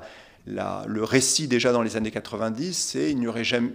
Je dis bien le récit, fabriqué de toutes pièces, il n'y aurait jamais eu coup d'État si le 9 septembre ou le 10 septembre, mais je crois que c'est le 9, Carlos Altamirano, dans un des stades de handball de la capitale, n'avait pas fait un discours appelant à la sédition les militaires de gauche face aux militaires de droite. Quand on relit le discours, c'est pas vraiment un appel à la sédition, c'est un appel à la résistance qui n'est pas tout à fait la même chose. Et on sait aujourd'hui, là les historiens n'ont aucun doute qu'évidemment tout ça a été préparé de très longue date et que ce n'est pas le 9 septembre que tout d'un coup les militaires se sont dit tiens, on va y aller. Mais ce récit était déjà présent, il n'avait jamais effectivement totalement franchi le seuil, j'allais dire, du savoir universitaire. Et aujourd'hui, on est là-dedans, c'est-à-dire qu'on est dans un récit de dire plus personne ne croit vraiment à la menace cubaine aujourd'hui, enfin extérieure, et donc c'est de dire, en fait, c'est l'Union populaire qui a elle-même créé sa propre chute. Ça se discute, la pression extérieure était folle, on sait aujourd'hui que dès avant même la prise de fonction d'Allende, la sédition se met en route. Tout était prêt, tout s'est préparé. Après, c'est comme des rivières qui, petit à petit, se joignent et le fleuve n'a cessé de grossir. Les entrepreneurs, les militaires, etc. Tout ça est bien. Et donc, c'est quelque chose qui a été presque voulu et décidé, j'allais dire, dès les résultats de l'élection de 70 connus. Mais effectivement, le fait qu'à un moment donné, l'unité populaire ait été en crise permanente permet aujourd'hui de faire naître ce discours-là. Oui. Est-ce que, Jean-Marc, ça fait 1 heure que nous parlons, est-ce que c'est le moment de passer la parole à la salle? Enfin, je te pose la question puisque tu es l'organisateur de cette séance. C'est généralement la pratique. Eh bien, allons-y alors. On va passer la parole d'abord. Évidemment, nous n'avons pas tout dit. Il faudrait une discussion de 3 heures, mais qui est impossible dans ce contexte. Oui, pardon. D'abord dire que ce petit livre, il se dévore. Et moi qui ai vécu, alors avant c'était Gilles Baudin à l'époque, qui était correspondant du Monde, puisqu'il y avait eu un grand trou après l'expulsion de Pierre Calfon. Voilà, c'est ça, que j'avais recruté, d'ailleurs, indirectement, ce n'était pas le travail de l'ambassade de France, mais malgré tout, on l'a fait. Mais en tout cas, l'atmosphère de Santiago, que j'ai vraiment vécu pendant plusieurs années à cette époque-là, juste un peu avant, est magnifiquement rendu. Donc je tiens à le dire parce que c'est un livre qui se dévore et qui... Bon. Petite précision aussi sur l'unité populaire, alors pardon pour Arte, mais sur France Télévisions, j'ai vu une série de trois saisons ou trois, je ne sais pas comment on appelle ça, je ne connais pas les séries bien, à partir des souvenirs de Joan Garcés sur l'unité populaire que j'ai trouvé très juste vu de l'intérieur. Donc je la recommande aussi. Maintenant, deux points, une précision et un désaccord. Peut-être le désaccord, c'est un problème de mémoire, et c'est ça qui est intéressant. Bruno Patino a dit que les obsèques de Salvador Allende avaient réuni beaucoup d'étrangers et pas trop de Chiliens. Alors j'étais sur place, il y avait beaucoup d'étrangers qui étaient arrivés, non en avion, mais qui étaient là comme invités. Il y avait Daniel Mitterrand, Laurent Fabius, le Premier ministre Michel Rocard, et l'avion de la République était bourré. Il y avait 150 Français qui étaient là. Willy Brandt. Willy Brandt, non, il y avait la veuve d'Olof Palme, je pense pas que... Enfin bon, peu importe. En tout cas, c'est Michel Rocard qui a fait le discours au nom des invités étrangers. Effectivement, il y avait une masse d'étrangers à cet endroit-là.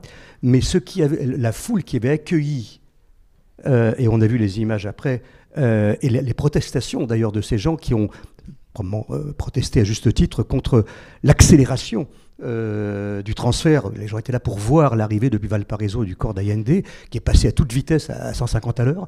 Mais il y a eu sur cette foule qui était aussi importante, ou presque plus importante, que celle qui avait accueilli la veuve d'Allende 2 ou 3 ans auparavant, la Tencha, qui était revenue là aussi. Et là, on était encore sous Pinochet, et déjà, on voyait revenir et remonter des gens qui avaient dû se taire pendant tant d'années. Donc là, j'ai un désaccord de mémoire, mais on peut en discuter après, c'est pas fondamental. Y avait-il ou non beaucoup de monde? En tout cas, il y avait du monde, quoi, ça c'est sûr. En tout cas, il n'y avait surtout pas une majorité d'étrangers. Il y avait beaucoup d'étrangers dans l'endroit précis où il y a eu les discours, mais c'est tout. Mais mettons que j'ai été, frappé de la différence avec Neruda 2 ans après. Ça, c'est autre chose. Qui était vraiment...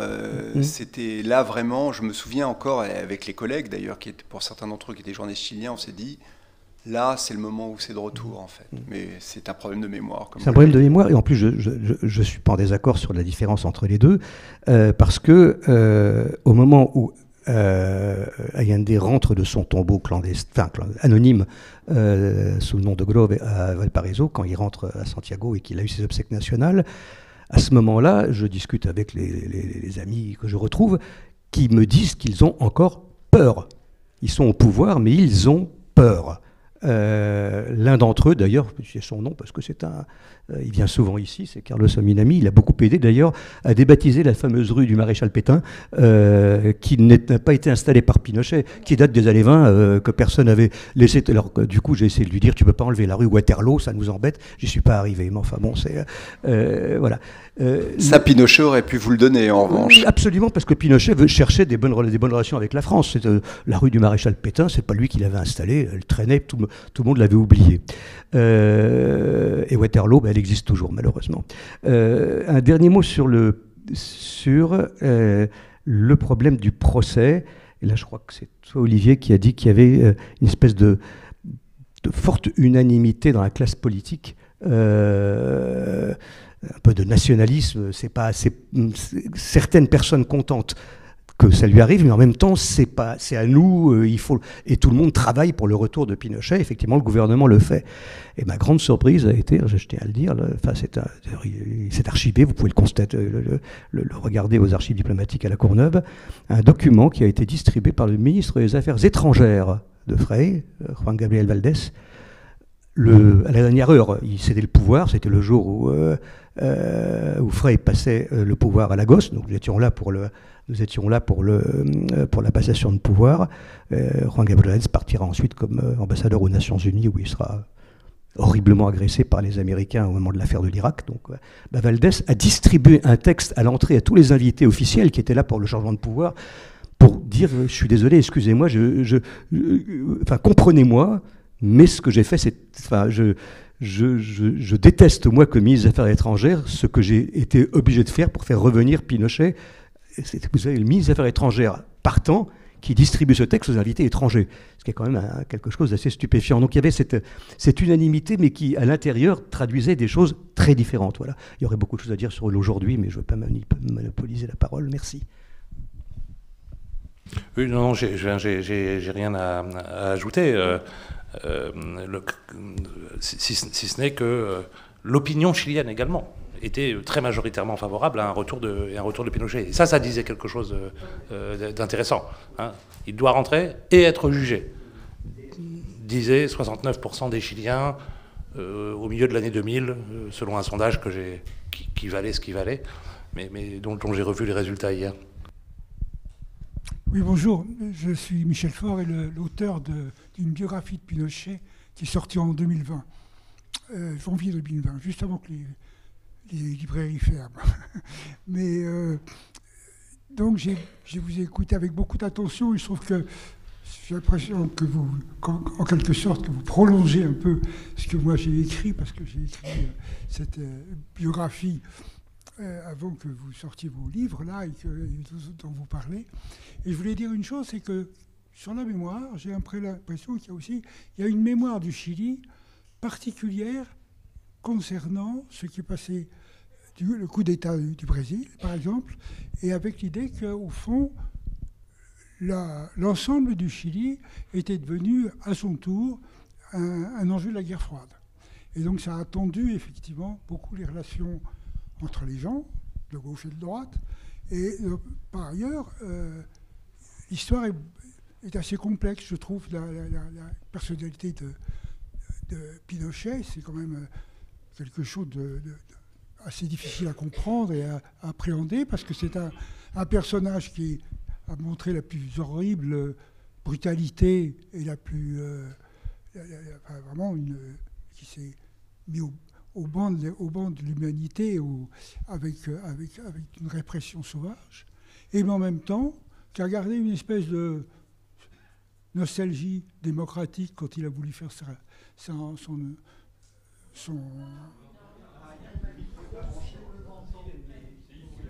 alors, je parle un peu plus fort parce que ma voix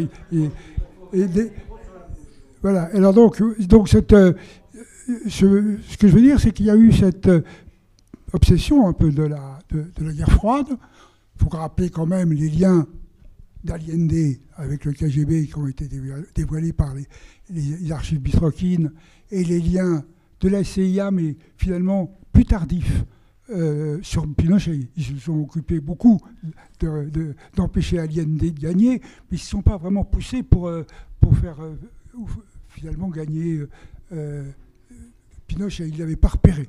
En fait. Et cette histoire-là reste un peu dans les mémoires. Hein. Ça a vraiment cristallisé la droite et la gauche, les pauvres et les riches, la classe moyenne. Et j'ai trouvé que c'était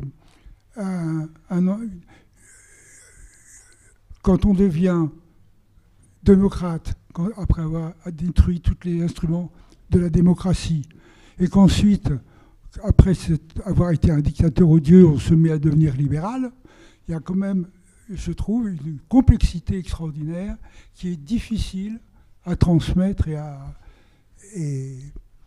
analyser. Alors, je ne suis pas sûr d'être d'accord avec vous, mais en deux mots, l'impression qu'il m'a faite. Et ensuite, un peu comment... Donc là où vous avez raison, c'est en sciences politiques, on appelle ça le swingman. Il y a une théorie, c'est-à-dire la personne qui rejoint un complot à la dernière minute et qui remporte la mise. Et clairement, aujourd'hui, tous les historiens s'accordent à dire c'est ce qui s'est passé avec Pinochet. C'est-à-dire qu'il joue à l'ambiguïté, certains pensent jusqu'au 10 septembre, on est sûr qu'il joue au moins l'ambiguïté jusqu'au 9 septembre, mais le moins qu'on puisse dire, c'est que quand même c'est tard. Donc le seul désaccord entre les historiens, c'est est-ce qu'il bascule dès le 9 ou est-ce qu'il bascule le 10 ? Mais en réalité, il va être sur la ligne de crête dès sa nomination d'août, je crois que c'est le 23 août 73 qu'il est nommé de mémoire par Allende en lieu et place de Carlos Prats. Et à ce moment-là, il va jouer l'ambiguïté. Moi, il me le dira dans l'interview. Hein, il m'a dit, c'est super, on m'a demandé de faire un plan de défense de Santiago. Parce que vous savez, il y a toujours cette mémoire au Chili de Balmaceda. Alors, ça nous amènerait trop loin, mais d'une guerre civile où la marine s'est battue, ou plutôt l'armée de terre, pardon, a défendu le pouvoir face à la marine qui essayait de faire un coup d'État. Donc il dit, moi, on m'a demandé de faire un plan de défense de la capitale. Le jour dit, j'ai eu qu'à retourner la direction des fusils pour faire le coup. En réalité, c'est beaucoup plus compliqué que ça. Mais l'impression qui m'a faite, c'est 3 choses. D'abord, à mon avis, on ne comprend pas la personne de Pinochet si on ne voit pas l'énorme demande de légitimité sociale qui est la sienne. Clairement, au Chili, je pense que même la classe supérieure pensait qu'il était un oiseau, on dirait en français un pecno. Et clairement, moi j'avais 26 ans quand je l'ai interviewé, alors ça a duré longtemps, mais pour que moi je l'ai perçu à 26 ans, je peux vous dire, c'est que vraiment la demande de revanche sociale, du genre je leur ai montré qui était le chef, elle était extrêmement forte, extrêmement importante. La deuxième chose, je pense qu'il a une espèce de coup de génie ou de malignité politique extrêmement forte, c'est-à-dire que moi je ne crois pas du tout comme vous qu'il était un libéral ou un démocrate, je crois qu'il a voulu constituer toujours sa classe, c'est-à-dire ses affidés économiques, ses affidés politiques, et pas être l'un parmi l'autre dans la junte militaire.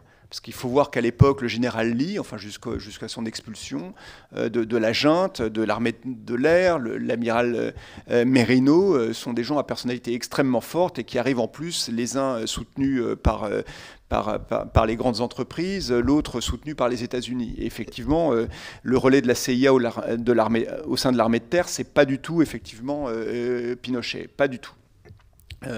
Donc ça c'est clair. Et donc je ne crois pas du tout qu'il ait jamais été ni libéral ni démocrate. Hein. Je pense qu'il a été opportuniste politiquement. Certains diraient presque un génie politique pour faire durer une dictature comme ça. Mais je crois qu'il était ni libéral ni démocrate. C'était en revanche un homme de pouvoir avec un talent pour le pouvoir et une façon d'exercer. Aujourd'hui, je pense que si on essayait, je termine là, de voir à quoi ressemble le pinochétisme, de mon point de vue, en tout cas du point de vue de la conception de l'État, c'est vraiment Carl Schmitt. C'est-à-dire que vous avez un État, vous avez, pour lui, moi il me l'a dit, hein, la classe politique, tout ça c'est l'écume, donc ils peuvent changer ce qu'ils veulent, mais il ne faut pas qu'ils changent les choses importantes. Et moi il m'a dit, on ne confie l'État qu'à des gens qui sont prêts à mourir pour lui. Sous-entendu les militaires. Et donc, et les gens de l'État, ils s'occupent de la sécurité intérieure, de la sécurité extérieure, de l'économie et de l'ordre général des choses. Et donc ça, c'est une conception vraiment très proche de Carl Schmitt, en réalité, de l'État.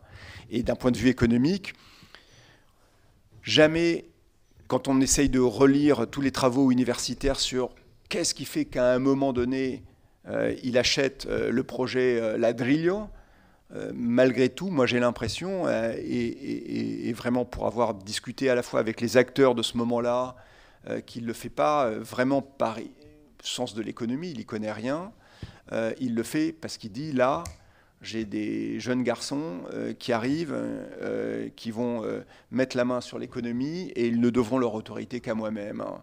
Et dans ces cas-là, parce que son principal opposant d'un point de vue économique, c'est le général Lee. Le général Lee de l'armée de l'air, pardon de rentrer trop dans le détail, c'est un étatiste convaincu qui veut mettre des militaires à la tête de toutes les entreprises du pays. Exactement comme les Brésiliens. Oui. Deux points très rapides par rapport à votre intervention. Donc vous dites que Pinochet avait gardé une nostalgie de la démocratie. Je ne le crois pas non plus. En revanche, effectivement, il a organisé ses plébiscites et il faut s'interroger sur les raisons pour lesquelles il a organisé ces plébiscites, ce que n'ont pas fait les Argentins, par exemple. Quand on est le produit d'un coup d'État, quand on est à la tête d'un pouvoir qui est le produit d'un coup d'État, on est quand même aussi inséré dans une communauté internationale, on a besoin d'un peu de légitimité. Alors la légitimité de pouvoir subversif, on peut la trouver dans divers endroits. Par exemple, les Argentins l'ont très clairement trouvé dans l'Église catholique. le coup d'État de mars 1976 a lieu avec la bénédiction de l'archevêque de Buenos Aires qui soutient la dictature jusqu'au bout. Et au fond, la légitimité, elle est là. Dans le cas du Chili, c'est pas vrai du tout. C'est pas vrai du tout. Et à partir de 1977, quand même, on commence à entendre dans les travées de l'Assemblée générale des Nations Unies à New York toute une série de dénonciations des violations des droits de l'homme. Alors, il y a eu l'assassinat de l'ancien ministre des Affaires étrangères d'Allende à Washington, Orlando Letelier, c'est ça, Orlando Letelier, en 76. Donc ça a ramené la question chilienne au cœur de l'actualité états-unienne, mais aussi parce qu'il y a toute une série d'organismes de plaidoyer, des ONG, la Croix-Rouge suisse, par exemple, qui joue un rôle très important à ce moment-là, qui dénoncent, qui font du plaidoyer sur les violations des droits de l'homme, et à un moment donné, ça devient un problème pour Pinochet sur la scène internationale. Et au fond, le plébiscite, donc le pseudo-référendum, le référendum en contexte de jeu politique entièrement fermé, sert dans une certaine mesure à donner une forme de légitimité internationale qu'en aucun cas il n'a. Et puis juste, quand même, monsieur, je me permets une chose, quand vous dites, bon, finalement, les États-Unis, pas tant que ça. Vous avez raison, sur les acteurs du 11 septembre 1973, ce sont des Chiliens sans aucun doute. Bon, d'abord, on sait maintenant, grâce à des documents déclassifiés très récemment par Biden, avant la commémoration du 50e anniversaire du coup d'État, que la CIA était entièrement au courant des plans, le 9 et le 10, et qu'évidemment a laissé faire. Mais après, on sait aussi quand même toute l'action qu'ont eu les États-Unis. Et là, effectivement, depuis les premiers jours de l'élection, de la victoire d'Allende, en septembre 70, donc je ne reviens pas là-dessus, c'est pas le lieu, mais depuis effectivement, enfin, la fameuse phrase de Nixon, hein, on va le faire chuter ce fils de pute, qu'il doit prononcer le 7 ou le 8 septembre, jusqu'au financement massif de la grève des camionneurs, qui joue un rôle très important dans la désolidarisation d'une partie des classes moyennes vis-à-vis de l'unité populaire, parce qu'à un moment donné, quand il n'y a plus rien dans les supermarchés, ça commence à être un petit peu compliqué quand même. Or, cette grève des camionneurs, elle est très largement elle est financée par la CIA. Donc, de ce point de vue-là, justement, je ne partageais pas entièrement ce que vous disiez. Bonsoir, Damien Larroquet, je suis enseignant-chercheur à Cergy et il s'avère que je travaille sur Jaime Guzman, donc je suis tout à fait d'accord avec vous. Pinochet, il est schmittien, en fait. Il doit ça à Jaime Guzman, qui est cet idéologue, ce juriste qui va l'initier à Carl Schmitt. Et donc, voilà, c'est un jeune homme qui se met au service de la dictature. Le jour même du coup d'État, les murs de la Moneda sont encore fumants que le 11 septembre. Voilà, il s'engage pour le régime. Et ce que je voulais dire, c'est qu'il existe encore aujourd'hui une fondation Jaime Guzman. On l'oublie, mais elle fait partie de cet écosystème de fondations néolibérales autoritaires dont l'unique objectif, c'est de promouvoir, maintenir le legs autoritaire, le legs de la dictature en démocratie. Et ça dit beaucoup de choses du Chili contemporain, en fait. Alors d'abord, je serais très heureux de lire vos travaux sur Jaime Guzman parce que c'est un personnage tout à fait fascinant en réalité. C'est-à-dire, comme vous l'avez mentionné, c'est l'idéologue, c'est l'architecte de la Constitution de 80 qui, moi je ne suis pas juriste, mais pour beaucoup de juristes, est d'une subtilité, d'une complexité extrêmement importante. C'était aussi, en dehors de ce qu'on a dit sur effectivement sa proximité avec Carl Schmitt, quelqu'un qui écrivait des pages enflammées dans le Mercurio sur la présence du diable parmi nous. C'est-à-dire, c'est vraiment un personnage vraiment tout à fait extraordinaire. Qui recherchait de façon un peu illuminée le diable, dont certains pensent que sans doute le fait de ne pas s'assumer son homosexualité provoquait chez lui ce rapport complexe à la culpabilité ou autre, mais c'est un personnage vraiment très intéressant. Son décès... Enfin, ça reste encore. Alors, est-ce que c'est le Front Manuel, est-ce que normalement c'est le Front patriotique Manuel Rodriguez qui l'a tué? Et voilà, a marqué quand même, je pense. Moi, je crois que ça effectivement a marqué une date dans ce que m'avait dit justement mon Gilles Baudin, mon prédécesseur, et d'autres. C'est que Guzman réfléchissait quand même à un moment donné, mais je ne sais pas si c'est vrai ou pas, à prendre acte du fait qu'il fallait qu'à un moment donné, pour pour aller plus loin dans l'établissement de la Constitution de 80, les militaires reconnaissent que de temps en temps, comme on dit, c'est les passos la mano, quoi. Il y avait été un peu fort. Voilà, mais on ne saura jamais. Oui, tu as raison, Damien, de rappeler ça. On pourrait croire parfois que... et donc de montrer qu'il existe encore cette tradition dans le Chili très, très contemporain. On pourrait penser parfois, quand on voit des acteurs d'extrême droite contemporains en Amérique latine, que ce sont de simples bouffons sans armature idéologique ou sans soutien idéologique. Non, mais si on regarde un petit peu rapidement Milei, ou si on regarde un petit peu rapidement Bolsonaro entre 2018 et 2022, on peut penser ça. Or, il y a derrière, effectivement, toute une série d'idéologues, et moi je me suis pas mal intéressé au cas du Brésil de Bolsonaro. Il y avait derrière l'apparente indigence intellectuelle de ce militaire peu gradé devenu député obscur pendant 25 ans, il y avait toute une tradition intellectuelle de la droite ultra-conservatrice brésilienne, notamment incarnée par Olavo de Carvalho. Et ça, c'est partout, pareil, en Amérique latine. Ce sont des réseaux intellectuels qui ont eu tendance à passer sous le radar, notamment depuis le début du XXIe siècle, parce qu'au fond, dans les années 2000, on parlait beaucoup du virage à gauche, etc. Enfin, tout ça semblait être du passé, mais qui ont survécu et qui, notamment, ça on le voit très très bien dans le cas du Brésil, ont su aussi développer, donc excusez-moi, je sors un peu du Chili, mais je pense que c'est une question intéressante, ont su développer des réseaux médiatiques parallèles pour faire vivre... leur vision du monde, en quelque sorte, et qui, à un moment donné, dans le cas du Brésil, se sont cristallisés en 2018. Alors, souhaitons pour le Chili que ces réseaux ne se cristallisent pas dans quelques mois, lorsque aura lieu la prochaine élection présidentielle.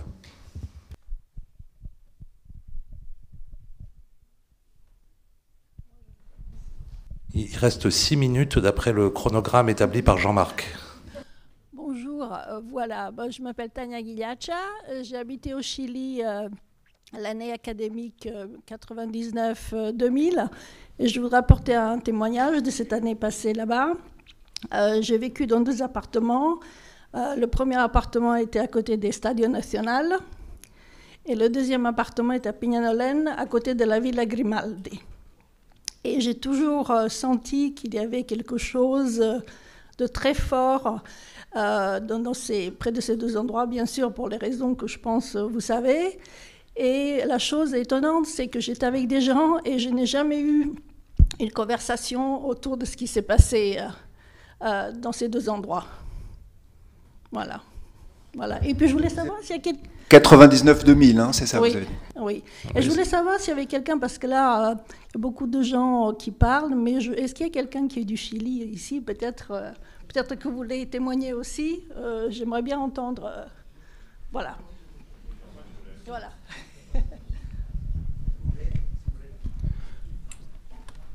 Bonjour. Témoignage. Je crois je vais parler des peurs, je vais parler des naïvetés. Premièrement, au moment du coup d'État, j'étais au Chili, à Valparaiso. Mais je crois que nous, Chiliens, on n'a jamais compris ou deviné la peur que la droite avait de la gauche. La peur, et deuxièmement, la haine. La haine et la peur. Et ça, dans nos propres familles.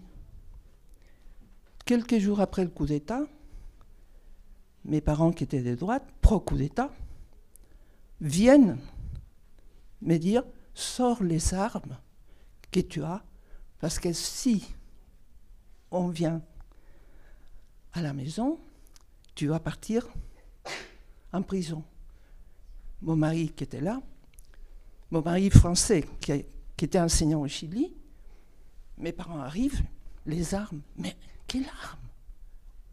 On n'avait pas d'armes. Mais la droite chilienne a fait croire à une bonne partie de la population que la gauche était armée.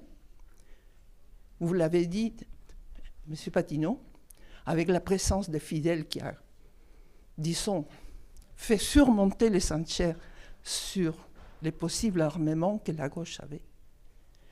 mais la naïveté aussi.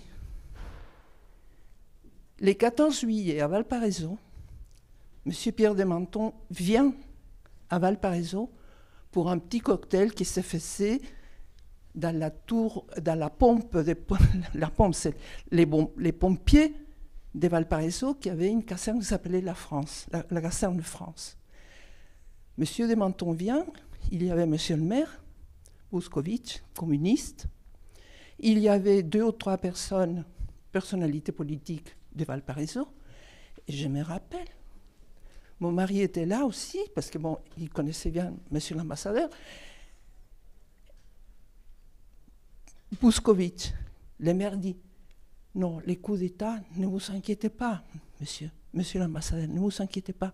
Nous avons des militants au sein des armées. Et le deuxième témoignage à propos du silence, moi je suis restée interdite jusqu'à 1983, je ne pouvais pas rentrer au Chili, mais on ne pouvait pas parler aux enfants. Les gens de gauche se taisaient parce que c'était une question de sécurité, de survie. Et les gens de droite, évidemment, c'était le silence total. Comment on pouvait parler quand les enfants, dans leur innocence et naïveté, pouvaient parler à l'école, au lycée, de ce que les parents leur racontaient? C'était pas possible. Et quand on a pu rentrer au Chili avec mes enfants qui étaient déjà presque adolescents, mes enfants, on les a fait aller à une école pour savoir s'ils pouvaient s'intégrer au Chili. Et les enfants, ils ont commencé à dire, oui, mes parents, nana, les coups d'État, tout ça, et les gamins, tout ça. Quoi? À l'Alliance française de Santiago, il y a eu des problèmes avec les enfants qui sont répartis au Chili, les enfants fils des Chiliens réfugiés qui sont répartis au Chili avec des bourses. Donc il y a eu des groupes à l'intérieur de l'Alliance entre les enfants qui venaient de France et qui se permettaient de dire et raconter une série de choses, et les autres enfants qui ont vécu dans le silence total. Et un dernier point, il ne faut pas oublier aussi les rôles qu'ont joué les médias. Au Chili, au temps d'Allende, il a essayé de mettre en place, au temps de l'unité populaire, des maisons d'édition. Ils ont essayé de faire une diffusion parallèle avec des petites maisons d'édition. Mais quelques jours, je crois que ce n'est pas 3 ou 4 ou 5 jours après les coups d'État, Agustín Edwards, directeur del Mercurio, va voir Kissinger, lui demander de l'aide. Et aujourd'hui, au Chili, on ne peut pas parler de quelques rares exceptions, on ne peut pas parler d'une presse, d'une communication libre. C'est très très rare. Et un dernier point, l'anticommunisme, c'était tellement développé, mais ça subsiste aujourd'hui. Je descends, quand je vais au Chili, je vais dans une colline, dans une maison, je descends pour prendre le bus, et je vois sur le sol marqué « Si tu veux être patriote, tue des communistes. Ah » Mais écrit, pas avec un feutre, écrit avec de la peinture. Excusez-nous, madame, parce qu'on est un petit peu tenu par le temps, mais merci beaucoup pour votre témoignage. Je me permets juste de vous répondre très très brièvement. Vous avez tout à fait raison sur la question des médias et de leur rôle au moment du coup d'État de 73, mais en l'occurrence, ce n'était pas exactement notre sujet. On ne pouvait pas refaire l'histoire du coup d'État. Il s'avère qu'aujourd'hui, effectivement, il y a une immense concentration médiatique au Chili. Et d'ailleurs, ça interroge plus généralement la nature des démocraties occidentales. La concentration des médias, elle existe aussi dans une certaine mesure en Europe, parfois même en France. Et vous savez que ça pèse lourdement sur le politique. Je ne vous fais pas un dessin. Vous avez évoqué, je trouve que c'est une question intéressante, quand on parle notamment de la mémoire d'Allende, la naïveté ou l'ingénuité, les procès en ingénuité qu'on a pu faire à l'unité populaire. Finalement, vous avez vu venir le coup d'État et vous n'avez rien fait. Vous n'avez pas armé le peuple pour qu'il défende sa révolution. Et de fait, ça quand même, c'est très lié à la personnalité d'Allende. Allende, c'était, j'en profite, c'était quand même une culture politique tout à fait atypique dans l'histoire du socialisme au XXe siècle, puisqu'il était à la fois authentiquement révolutionnaire, avec une culture marxiste qui n'était pas extraordinairement développée d'un point de vue théorique, mais il avait une culture marxiste, et dans le même temps, il était franc-maçon, avec un attachement énorme à la démocratie. Et il y a beaucoup d'incompréhensions qui sont venues de là. Au fond, les démocrates chrétiens ne voulaient pas d'Allende, avec qui d'ailleurs il dînait communément, parce que c'était les mêmes élites bourgeoises, parce qu'à un moment donné, quand même, il était trop marxiste, et beaucoup de marxistes se moquaient de sa pusillanimité de démocrate qui n'osait pas répondre à l'appel de Fidel Castro lancé en novembre 71. Et ça n'enlève rien, disons, au caractère très intéressant, je crois, de cette pensée politique qui se construit entre la fin des années 20 et 1973. Et puis, dernier point, madame, vous avez raison, vous vous rappelez l'extrême politisation, l'extrême polarisation, pardon, de la société chilienne en 73. Et je voulais juste dire que, simplement dire que il me semble que c'est le cas aujourd'hui également. Il me semble que c'est le cas aujourd'hui et que on n'est pas du tout dans un schéma où il y a plusieurs blocs, plusieurs sensibilités, mais plutôt des affrontements très manichéens. Du moins, c'est la sensation que j'ai pu avoir lors de mes derniers séjours de terrain au Chili. En tout cas, merci beaucoup à toutes et à tous pour votre attention et pour vos questions. Donc merci beaucoup à tous pour votre présence et votre écoute ce soir. Merci à Bruno Patino et Olivier Compagnon pour ce dialogue qui, je crois, a été très enrichissant, qui amène sans doute à se poser pas mal de questions. Peut-être un jour reviendront-ils, nous verrons.